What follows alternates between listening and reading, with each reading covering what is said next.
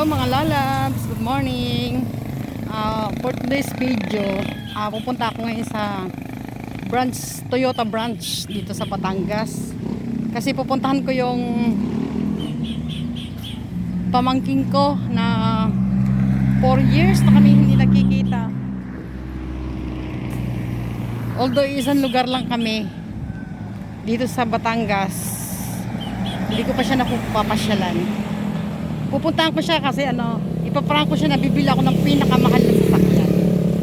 See you later mga lalabs.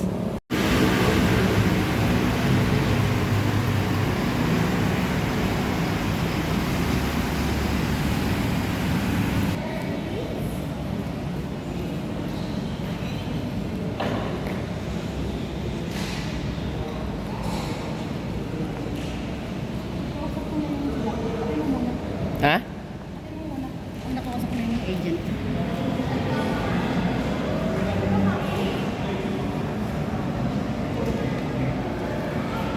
Yun ang gusto ko.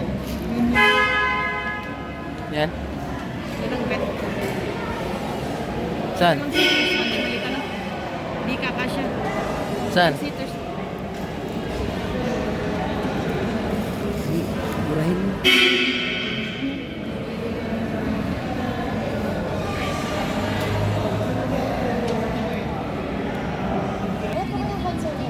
Ano ko sa'yo sa pwedeng makausap? Regarding po sa sasakyan po. Ako mag-a-apply po kayo. Siyang yung ng anak ko, sabi ng anak ko. Sige po. Madam na, buwat na sa training lang. Anong ilang oras ang training nila? I-excuse na lang po natin siya. I-message ko.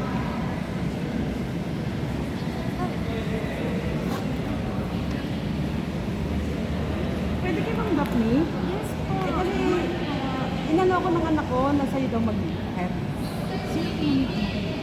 Pinakamahal daw na sasakyan.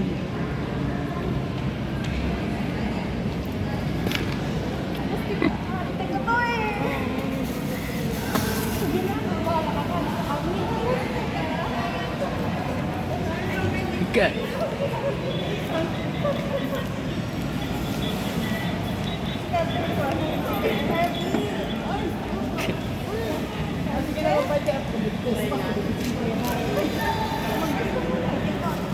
Hindi na, pinali kami, may training ka daw. Tara, nali ka na. Saan ka pumunta? Punta ka ng Batangas. Sumaay, darating na rin lang eh. Diretso na. Ito naman, pinagal-tagal.